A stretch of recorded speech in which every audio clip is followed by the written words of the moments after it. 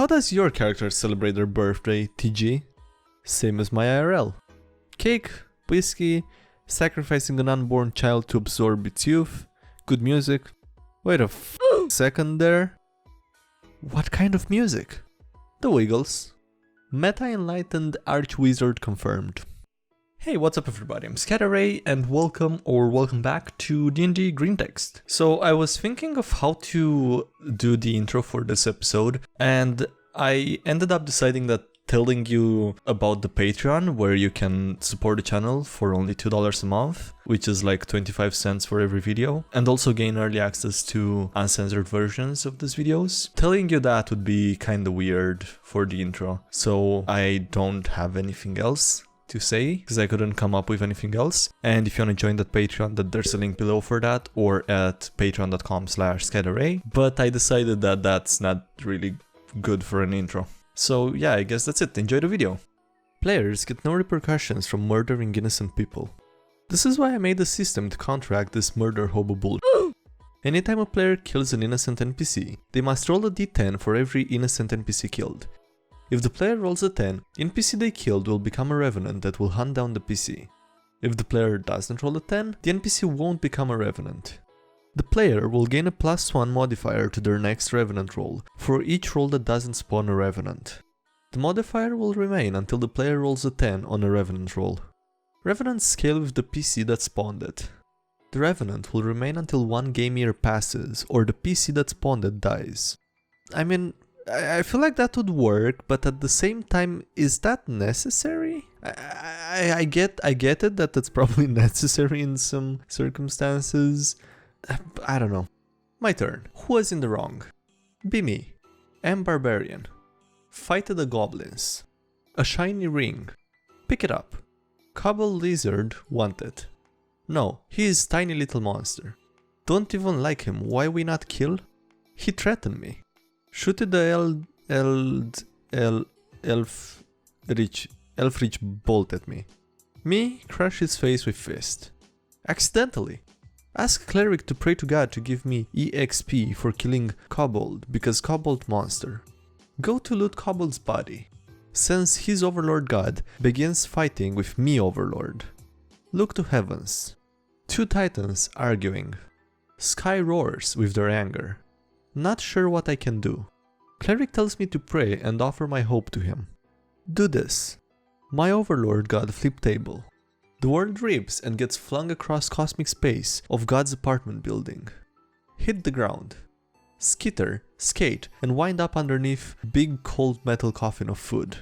Forever banished to Shadow Realm beneath the iron chest. Why is this allowed? I was paying so much attention to trying. I know I probably f***ed it up, but I was really trying to not f*** up the stupid barbarian accent, which I don't think was very good anyway. And I have no idea what the f*** happened in the story. I mean, I don't understand what happened at the end. I don't get what they're trying to say happened. Unless they're talking about like him, the mini being put in a chest and never opened or never used again. Unless that's the case, I'm kinda not sure. Perhaps foolishly, try to start up a game at DLGS. Send out advert for players. People show up. Rolling up characters. Guy makes a character named Slimy Buttpoop. Ask him just what exactly he's trying to get with this name.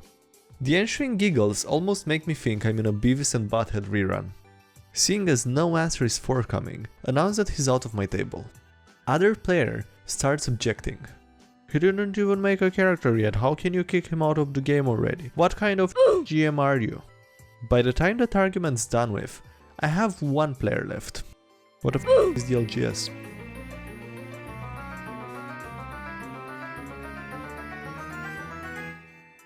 Local game store. Abbreviations, dude. Local game store, okay.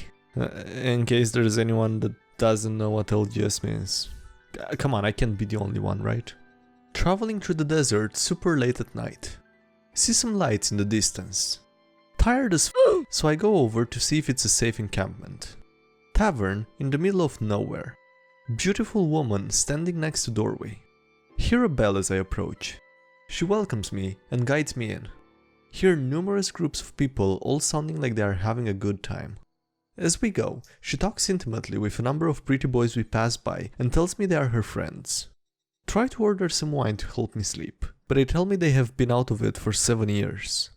Those people partying must be drinking ale or champagne. Get a bit of rest, but wake up a little later craving a late night snack. Get guided to the grand chamber where they are having a feast. See the beast meant to be the feast. It's still alive despite them desperately trying to kill it with knives, swords and other weapons all sticking out of it. Freak the f*** out and bail. Head towards the door. It's gone. Nightman shows up, tells me to relax. You can check out anytime you like, but you can never leave. Goddamn taverns. Speaking for the party what their next actions are instead of letting the party come to a conclusion. He's a psychology student and tries to psychoanalyze our characters. Focuses on world building solely instead of mechanics and dungeons. Blatantly cheats not to make the narrative better, but to keep the narrative railroaded. But I got some gripes with players as a DM. Metagames puzzles by pulling out their phone. Ignoring all plot hooks to murder hobo. Says they grinded between sessions. Treats the game like a CRPG, or god forbid, a modern WRPG. Says they grinded between sessions. How does that work? Are you part of an organized play group where they could take their characters to play with different GMs? No, I'm pretty sure that's not what he meant. I'm pretty sure that's not what he meant. I'm taking a guess, okay, but Jesus Christ. My friend says to us, I can DM if we play in my world. I was like, yes, no longer forever GM. Others were also up to it. Making characters. I want to be a necromancer. DM friend, DMF for short. Sorry, but no. Necromancy is forbidden and prosecuted in my world. Me. Really? Not a chance? Puppy eyes. You know what? I'll give you one chance. When your character was young, he encountered a necromancer. He was on the run. His face was disfigured. Everybody was afraid of him, but you insisted. Walking after him a whole day, begging to become a necromancer. It was a miracle that he didn't kill you. But after the day ended, he told you, give me one good reason why you want to be a necromancer, and I'll take you as my apprentice. What was the reason that you gave him? I'm silent. Other players look at me and at DMF.